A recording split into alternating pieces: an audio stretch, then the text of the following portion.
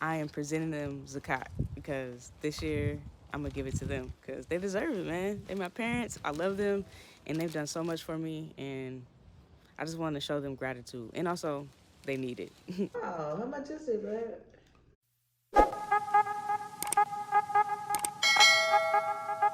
A couple of things that came up for me this Ramadan is being still and being patient. Um, it's really important to just be present, right?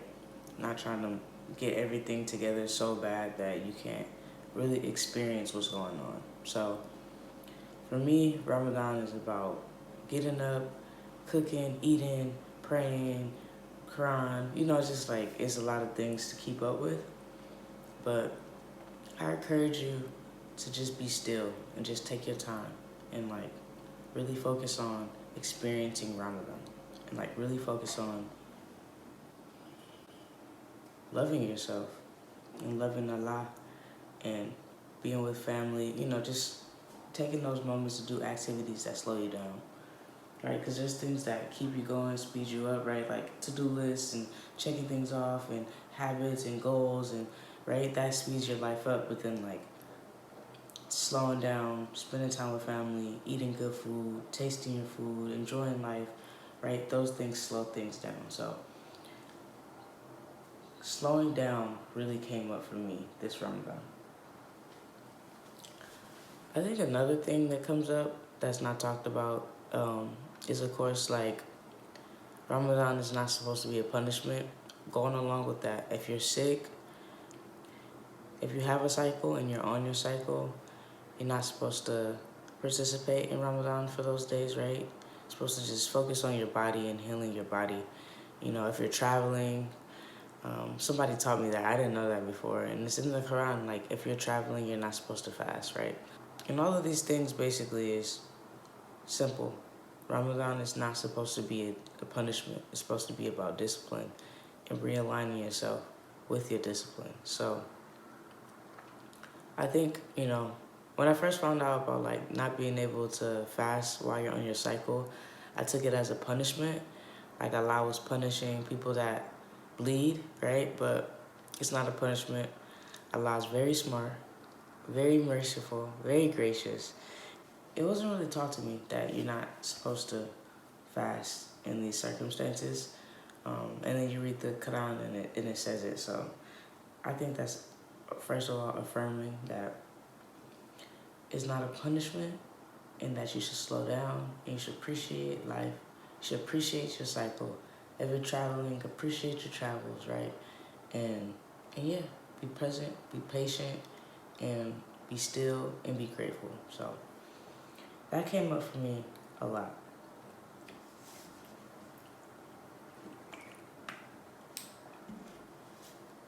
The question that came up for me, a couple of people hit me up from my last video about prayer. So as a non-Muslim, I do not prostrate. I do not pray how a Muslim prays.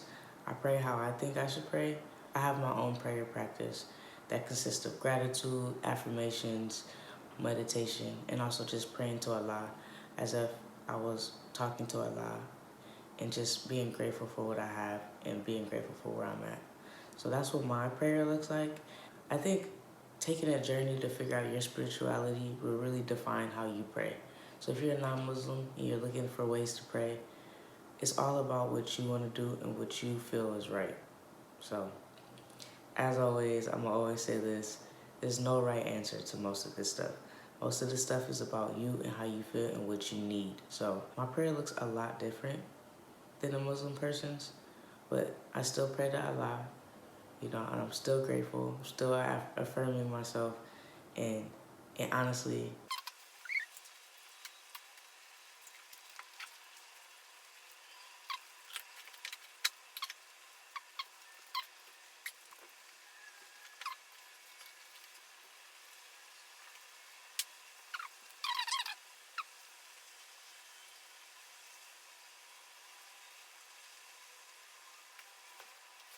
so it's like almost the halfway point of Ramadan right now, and my Ramadan I've been very grateful for my Ramadan. It has slowed me down. I feel very present right now for Ramadan. Some of the things I need to improve for the rest of Ramadan, I need to I need to be better at starting my fast with Sahud and just like waking up in enough time so I don't have to rush my meal. Like today's a really good day. I didn't have to wake up and rush. I think some days I wake up and I rush and I have to down the water really quick. And from my experience, it's not the most productive thing to just chug the water.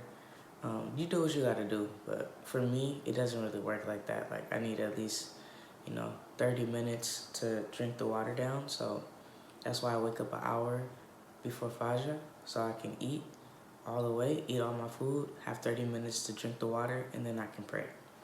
Another thing that I need to work on is reading the Quran in the morning instead of at night. Because when I read it at night, at the end of my day, I'm sleepy, it takes me longer, and then it prolongs my sleep.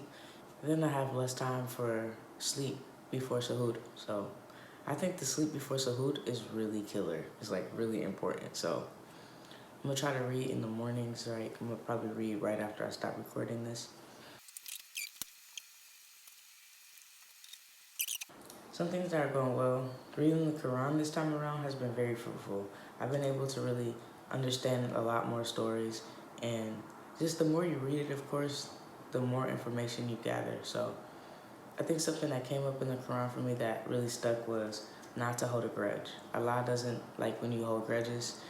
It says let bygones be bygones. So I've been doing that lately and just, forgiving people. And it's been a lot easier for me to live life to forgive people because when you hold a grudge, it takes away your capacity to love. Like any grudge is basically like a lot more energy than just forgiving them. So again, you know, when you think about forgiving people, you're not forgiving them for them, you're forgiving them for you, for your peace. So I've been having a lot more peace, letting go all the grudges and all the extra feelings I have for people and just accepting people for who they are and letting bygones be bygones. Forgiving people is very hard, and I know this. So here's the tip. If you're having trouble forgiving people, try giving them 70 excuses before you get actually mad at them. So if someone cuts you off while you're driving, maybe they didn't see you. Maybe they're having a bad day. Maybe they're in a rush to the hospital. Maybe they're about to have a baby. You don't know. And the idea is you keep giving them excuses until you forgive them. And that's the righteous thing to do. Because again, you're not forgiving people for them, it's for you at the end of the day. So try doing that. I think another huge one for me is spending time with community, like Muslim community. I think in the past I like shied away from it because of the things I explained in the last video. But recently I've been around a lot more folks that are Muslim, and it's been a positive experience being in community during Ramadan. Another big thing for me this Ramadan has been healing my body. I've been spending a lot of time going to different practitioners, acupuncture, chiropractic care, massage, and just really healing my body. And it's been such a positive experience. Also, to not limit myself to Western medicine, experiencing a whole bunch of other modalities, it has been really healing. And my body has been feeling really good and appreciated. And I think in the past, it's been a barrier for my healing, just not really taking the time to stop and slow down and heal my body. I've been spending a lot of time with the spiritual and the mental, but the physical body is really important. And I've been spending a lot of time healing, and I feel great this Ramadan. I feel like I'm coming to conclusions I've never came to before, and it's really been also helping with my discipline. And that's a big thing, right? We think about discipline and we think all mental, but the stuff going on in our physical body leads us to better understanding what's going on in our spiritual and mental body. So I spend a lot of time this Ramadan healing up my physical body, and it's been great. And I really recommend it, and I encourage you all. Thinking about how you can heal your physical body, and then also thinking about ways to heal in general, mentally, physically, and emotionally. I also been spending a lot of time healing my emotional body, doing a lot of free writes, letting stuff go, breathing. I think, again, the letting bygones be bygones and letting go of grudges have been really healing in my emotional healing. Healing emotionally for me has been all about letting things go from the past and being present and being grateful for what I have. So I've been doing that, and that's been great, and I'm very happy this Ramadan to be healing, to be present, and to not punish myself, just to be present and to be happy and to be here.